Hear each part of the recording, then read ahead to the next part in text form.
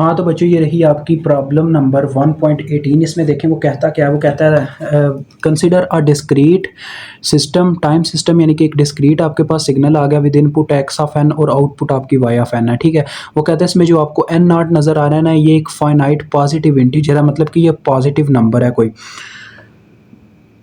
तो सबसे पहले देखो बच्चों, वो कह रहा है इज़ दिस सिस्टम लीनियर, यानी चेक करके बताओ क्या ये सिस्टम लीनियर है। उसने तो आगे देखें, जिसने ये बुक ली थी उसने यस लिखा हुआ है, लेकिन हम चेक करेंगे क्यों ये लीनियर उसे क्यों कह रहा है, मतलब उसने कैसे ये वेरीफाई किया कि ये सिस्टम लीनियर है।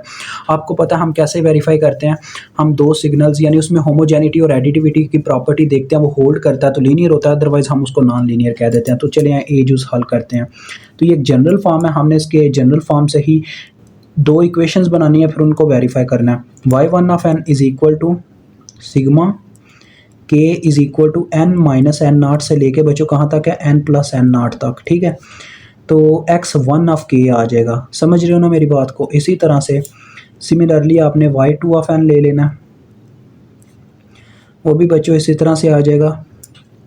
ये लिमिट्स आप लगा सकते थे लेकिन चले मैंने लगा दिया फिर से, एन माइनस एन नाट और एन प्लस एन नाट, ठीक है। यहाँ पे आ जाएगा एक्स टू ऑफ के। अब आपका जो एक्स थ्री होगा बच्चों, एक्स थ्री ऑफ आप एक्स थ्री ऑफ एन लिख सकते हो इसको, ये वेरीफाई वैसे मैं करता हूँ, एक मिनट रुक जाए। वो बराबर होगा बच्चों x three of n is equal to a times of, आपको पता है हम क्या करते होते हैं, ये आप एक दफ़ा बस इसमें सिग्मा लगा दीजिएगा, k is equal to n minus n naught, यानी लिमिट उससे बता दीजिएगा एन प्लस एन नाट तक, ठीक है। और into a times of x one of k plus b times of x two of k, ये हमारा होगा एक्स थ्री ऑफ एन। अब हम वाई थ्री ऑफ एन मालूम करते हैं। अगर तो वाई थ्री ऑफ एन बच्चों बराबर आ गया a y one of n plus b y two of n, फिर तो ये हमारा सिस्टम क्या होगा जी, होगा हमारा system linear, otherwise non linear. तो एक्स थ्री ऑफ एन के बराबर होगा indirectly y three of n. तो देखें जब इसमें हम ये अप्लाई करेंगे, ये वैल्यू पुट करेंगे तो क्या आ जाएगा, देखें ज़रा, ये पुट हुई जब वैल्यू तो आ गया sigma k is equal to n minus n naught से लेकर n plus n naught into, आपको पता है ये सोवान ऐसे ही लिख देना, ये जो वैल्यू है ना मैंने यहाँ पे पुट कर दी, ठीक हो गया। अब सिग्मा दोनों के साथ मल्टीप्लाई होकर आपको पता है दोनों को अलग-अलग कर देगा, एक्स वन को और एक्स ये अपना टू जो है इन दोनों को। तो ये ए आपको पता है पीछे चला जाएगा क्योंकि ए का कोई लेना देना नहीं है, एक्स वन के साथ के है। तो N minus n naught n plus n naught into आपके पास आ गया बच्चों एक्स वन ऑफ के, ठीक है। और दूसरे नंबर पे आपके पास बी पीछे हट गया और सिग्मा रेंज आ गई एन माइनस एन नाट से लेकर एन प्लस एन नाट तक और इनटू आ गया एक्स टू ऑफ के। अब देखो बच्चों ये दोनों क्या हैं, ये वाई के ही बराबर थे, तो ये आ गया लीनियरिटी की प्रॉपर्टी को वेरीफाई कर गया। वाई थ्री ऑफ एन बराबर आ गया a y one of n plus b y two of n, तो लिहाजा लीनियरिटी की प्रॉपर्टी होल्ड करती है, that's why this is called linearity. क्योंकि ये एडिटिविटी प्रॉपर्टी है, ये होल्ड हुई है, डैट्स वाई हम इसको लीनियर कह सकते हैं, यही उसने वेरीफाई करके बताया हुआ है। यानी आप डायरेक्ट ऐसे यस नहीं कह सकते, आपको ये उसको प्रूफ देना पड़ेगा बिकॉज क्यों आप इसको लीनियर कह रहे हो। तो ये हो गया। अब नेक्स्ट पेज पे चलते हैं दूसरा काम करने के लिए कि वो दूसरी प्रॉपर्टी कहता है जो। तो बच्चे दूसरे नंबर पे उसने पता क्या लिखा हुआ है, उसने पूछा हुआ है is this system is time invariant, क्या ये सिस्टम हमारा टाइम इनवेरिएंट है। तो इसको कैसे वेरीफाई करेंगे, टेंशन नहीं लेनी, इसका भी काफ़ी आपके पास भरपूर। तो देखें बच्चों ये कैसे चेक करते हैं कि टाइम इनवेरिएंट।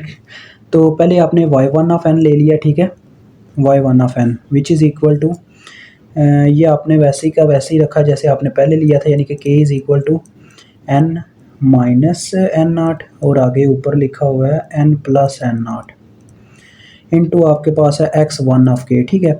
लेकिन जब एक्स टू की बारी आएगी तो एक्स टू आपने कैसे लेना, यानी कि उसके टाइम में कुछ चेंज लाना है। टाइम में कैसे चेंज लाएंगे ज़रा देखिएगा, एक्स टू ऑफ एन हम बराबर रख लेंगे एक्स वन ऑफ, यानी वही बच्चों काम है जो मैंने आपको एग्जांपल में करके दिखाया था, टाइम शिफ्टिंग कुछ कर लेनी है, ठीक है। टाइम शिफ्टिंग में आप कुछ भी कर सकते हो, मतलब प्लस वन माइनस वन कर सकते हो, लेकिन यहाँ पे हम एक जनरल बात करेंगे जनरली, ठीक है।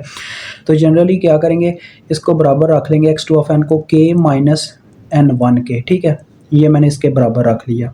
यानी n1 बच्चों कोई भी एक ऐसा नंबर है, यानी कि 1 हो सकता है, 2 हो सकता है, 3 हो सकता है, बस ये टाइम शिफ्टिंग का पर्पज़ यहाँ पे कर रहा है, ठीक है।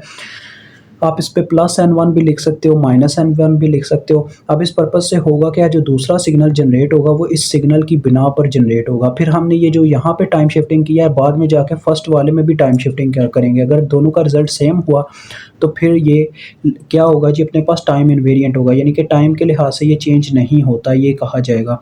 वाई टू ऑफ एन बराबर आ जाएगा, फिर देखें sigma k is equal to n minus n naught n plus n naught. पहला तो स्टेप बच्चों आपको पता ही है, यहाँ पे हमने एक्स टू ऑफ एन लिखना है, ठीक है। यहाँ पे एन नहीं लिखना चाहिए, के लिखना चाहिए मुझे, क्योंकि वो x two of x one of के था, तो इसे भी एक्स टू ऑफ के ही बोलेंगे। बात तो बच्चों वैसे वही है, अगर मैं यहाँ पे के लिखूँ या एन लिखूँ, बात तो एक ही है, ठीक है। बस ये है कि अगर जनरल बात करता हूँ ना मैं, जनरली अगर आप बताना चाहें, फिर आपको यहाँ पे एन लिखना होगा और के की जगह भी एन लिखना होगा, लेकिन हम बात कर रहे हैं के की, तो चलिए आप के ही लिख दीजिएगा, यही ठीक है आपके लिए, ठीक है। तो यहाँ पे आपको पता है फर्स्ट स्टेप में हमने एक्स टू ऑफ के लिखना है, लेकिन उसके बाद वैल्यू पुट करने, तो मैं डायरेक्ट वैल्यू ही पुट कर रहा हूँ, ये आप स्टेप कर लीजिएगा जो करना है यहाँ पे, ठीक है। तो ये देखें इस फॉर्म में आ गया। अब अगर बच्चों मैं चाहता हूँ कि इसको ले जाऊँ किस फॉर्म में, ज़रा देखें, अगर मैं इसको ये माइनस एन वन को यहाँ से ख़त्म करना चाहता हूँ सिग्मा की मदद से, सिग्मा ये सिग्मा के साइन की मदद से, तो देखें मैं कैसे कर सकता हूँ। वाई टू ऑफ एन आ जाएगा मेरे पास, देखें ज़रा, y two of n is equal to k is equal to, ये देखो ये माइनस एन वन है ना, माइनस एन वन है, तो लिहाजा अगर मैं यहाँ पे पुट करता हूँ तो यहाँ पे भी ये माइनस एन वन पुट किया जा सकता है, यानी कि नीचे भी आ जाएगा एन माइनस एन नाट माइनस एन वन, और ऊपर आपके पास आ जाएगा एन प्लस एन नाट माइनस एन वन, ठीक है। और यहाँ पे सिर्फ के रह गया, लेकिन पता क्या है, इससे ये सिग्मा में चला गया। तो अब हम चेक करेंगे कि दूसरे में क्या होता है, मतलब अगर हम वहाँ पे n की बजाय पुट कर देते हैं n माइनस एन, यानी कि जैसे यहाँ पे k minus n one put हुआ था ना, अब वहाँ पे हम n minus n one put करते हैं, ठीक है। असल में बच्चों इसकी जनरल फॉर्म ही ठीक रहेगी, आप इस पॉइंट की जगह ना इसको ना लिखिएगा, इसकी जगह ये लिखिएगा, यानी कि जनरल फॉर्म इसकी लिखिएगा कि एक्स टू ऑफ एन जो होता है वो बराबर होता है हमारे पास किसके, x one of n minus n one. वो और बात है कि आपके पास जो भी दिया गया वो आपने जनरल फॉर्म लिखनी है। आप अगर ये लिखोगे तो मेरे ख्याल में ये कोई गलत ना कर दे, मैं इस गलती से बचाने के लिए आपको कह रहा हूँ ये जनरल स्टेप ही लिखिएगा, ठीक है। वो एन की जगह बस के था, डेट्स वाई यहाँ पे के प्रेजेंट हुआ, तो ये सिग्मा जब पुट होगा फिर से वही चीज़ आ जाएगी। अब देखें यहाँ पे तो हमने डायरेक्ट ये मतलब इसमें एक टाइम शिफ्ट लेके यहाँ पे पुट किया। अब हम क्या करेंगे जी, वहाँ पे जो वाई वन ऑफ एन है ना, वो सिर्फ एन है, हमने उस एन को रिप्लेस करना है इससे, यानी वहाँ पे भी यही टाइम शिफ्टिंग लेनी है। तो देखते हैं अगर वो वाई टू ऑफ एन के बराबर आ गया, फिर तो ये क्या होगा जी, ये टाइम इनवेरिएंट होगा, यानी कि टाइम के लिहाज से कोई फ़र्क नहीं पड़ता। एन की जगह हम क्या पुट कर देंगे बच्चों, एन माइनस एन वन, तो देखो क्या होगा, सिग्मा ही चेंज होगा, बाकी तो एज इट एज ही रहने वाला है। देखो के इज इक्वल टू एन की जगह आ जाएगा n minus n one, n minus n one, और इसमें था माइनस एन नाट, वो ऊपर वाली रकम है, देखो ऊपर वाले एन की जगह भी आ जाएगा n minus n one plus n naught, और बाकी x one of k as it as है। अब देखो बच्चों क्या दोनों के रिजल्ट सेम है, देखें सिग्मा में बस ये है कि हमारा वहाँ पे एन वन बाद में लिखा, लेकिन साइन वही है साथ में माइनस का, और वही वहाँ पे भी यही चीज़ है, यानी कि हमारे पास वाई टू ऑफ एन बराबर आ गया है y one of n minus n one k, that's why this is time invariant. ये प्रूफ है बच्चों बी चूज का। तो ये मैंने किया क्या है, ज़रा मेरी बात गौर से समझ लें। पहले तो आपने डायरेक्ट एन ही पुट करना है, जो दिया गया होगा इक्वेशन में उसको आपने एज इट एज ले लेना है, ये जैसे जनरल फॉर्म को हम लेते हैं, ठीक है। दूसरे में ये आपको करना होगा कि टाइम शिफ्ट लेके, यानी कि टाइम इनवेरिएंट का मतलब होता है कि टाइम चेंज होने के बाद क्या वो अपनी वैल्यू चेंज करता है, अपना रिजल्ट चेंज करता है, आउटपुट चेंज करता है, तो वो चीज़ हमने चेक करनी होता है। तो उसमें बात ही टाइम शिफ्टिंग की होती है बच्चों। तो ये टाइम शिफ्ट लिया गया एक जनरली तौर पर, ठीक है। आप यहाँ पे माइनस वन भी ले सकते थे, लाजम नहीं है आप माइनस एन वन ही लो, तो आपकी जो मर्जी दिल करता है ना वो काम आप करो। मैं आपको ये नहीं कहूँगा कि सिर्फ माइनस एन वन लो बच्चों, आप चाहो तो यहाँ पे माइनस वन भी कर सकते हो, ठीक है, लेकिन जनरल फॉर्म लिखिएगा, एन लिखिएगा ऊपर, अदरवाइज आप उसके केस में कंफ्यूज हो जाओगे जब आपको ऊपर वो क्या लेना होगा, क्या नाम है, टाइम शिफ्ट। तो ये काम आपका बचाव कर सकता है। अब सी जूज आपकी थोड़ी कॉम्प्लिकेटेड है, लेकिन वो भी मैं आपको समझा दूंगा। देखें वो कहता क्या है। वो कहता है if x of n is known to be bounded by finite integer. अगर आपके एक्स ऑफ एन को जो आपकी मतलब कि यहाँ पे फिगर में दिया गया यानी कि आपकी जनरल इक्वेशन में, उसको हम चेंज कर दें किसके साथ, एक फाइनाइट इंटीजर के साथ जो कि बी है, तो क्या होगा जी, वो कहता है x of n is less than b, यानी कि ये एक्स ऑफ एन की जो मैग्नीट्यूड होगी वो बी से लेस दैन हो जाएगी फॉर ऑल एन, यानी कि तमाम एन की वैल्यूज़ के लिए। It can be shown that y of n is bounded by a finite number c. तो ये चीज़ जाहिर करती है, तो वाई ऑफ एन यानी जो कि आउटपुट होगी वो भी बाउंडेड हो जाएगी, वो भी एक बाउंड्री के अंदर आ जाएगी सी के, ठीक है, जिसे हम सी से प्रेजेंट करते हैं। वो कहता है we conclude that given system is stable, हम ये चीज़ जाहिर करते हैं कि ये सिस्टम स्टेबल है। Express c in terms of b and n not, यानी कि आपने अब इस ये जो आपकी इक्वेशन है ना, इसको इस फॉर्म में लिख के दिखाना है, उससे सी और बी की फॉर्म में। तो देखें करते हैं क्या बच्चों, कोई इतना लंबा प्रोसीजर नहीं है, ये काफ़ी ईजी है, देखिएगा। बस कह लें कि ये क्या हुआ है, अंधेरा ही कर दिया इसने। अबे यार क्या हो गया, थोड़ी तो लाइट दे, बच्चों को कुछ नज़र भी आए। ये अब ठीक है बच्चों। तो अब हमने इसी इक्वेशन को यानी कि जो y ऑफ n थी, अब हम y वन ऑफ n नहीं देंगे, y ऑफ n बात करेंगे, उसी को हमने प्रेजेंट करना है b और c की फॉर्म में। तो देखें कैसे करते हैं। पहले तो आपने वैसे ही लिख देना बच्चों y ऑफ n, ठीक है। अब y वन ऑफ n ना लेना, जनरल फॉर्म लेना, k की limit n minus n not n plus n not, ठीक है, इनटू x ऑफ k। तो बच्चों वो कह रहा था कि जब इसमें क्या हो जाएगा जी, जब हम b पुट कर देंगे तो ये उससे लेस देन या उसके इक्वल हो जाएगी।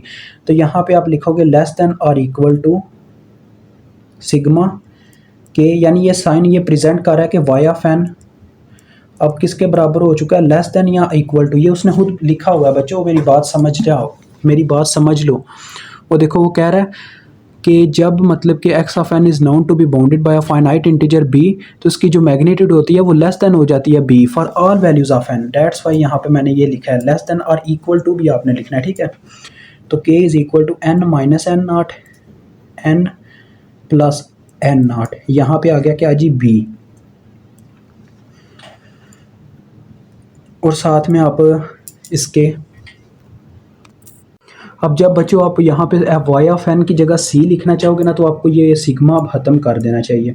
तो देखें सिग्मा कैसे ख़त्म होगा, यहाँ पे सी आ गया लेस देन और इक्वल टू। अब सिग्मा कैसे ख़त्म होगा देखें ज़रा, आपके पास देखो बच्चों ऊपर वाली वैल्यू जो है एन प्लस एन नॉट, उसमें से नीचे वाली वैल्यू हम माइनस कर देते हैं माइनस एन, और ये हो जाएगा प्लस एन नॉट। तो एन एन से गया, ठीक है, और ये बन गया टू एन नॉट, ठीक है, टू एन नॉट प्लस बच्चों आपको पता है एक और वैल्यू आनी है, क्योंकि ये सिग्मा जो होता है ये कई वैल्यूज़ का सम होता है, लिहाजा हम उन वैल्यूज़ को सबको क्या कह सकते हैं कि अब देखें उन सब वैल्यूज़ का कुछ ना कुछ तो सम बनना था, लेकिन असल में उसने एक कंडीशन यहाँ पे बता दिया कि एक्स ऑफ एन की जो मैग्नीट्यूड है वो अब लेस देन बी है। तो हम कंसीडर कर लेते हैं वो जो उन सब का सम आना था वो कह लें अप्रॉक्सीमेटली 1 आना था, कॉमन लेके आप साथ में बी लिखते हैं, ठीक है। तो ये आपका आंसर बनेगा। बस ये चीज़ आप याद रख लें कि यहाँ पे 1 क्यों आया, क्योंकि सिग्मा की वजह से बाकी सब का भी सम होना था और कोई ना कोई एक क्वांटिटी आनी थी, जो कि हमने 1 क्यों लिखी, क्योंकि वो कहता है कि जो x की मैग्नीट्यूड है वो लेस देन या इक्वल टू 1 हो जाती है। डेट्स वाई हमें क्या करना पड़ता है कि उसको अप्रॉक्सीमेटली 1 लिख देना पड़ता है। तो यहाँ पर हमने अप्रॉक्सीमेटली 1 लिख दिया, बस ये आपका आंसर है। तो मुझे उम्मीद आपको समझ आ गई होगी।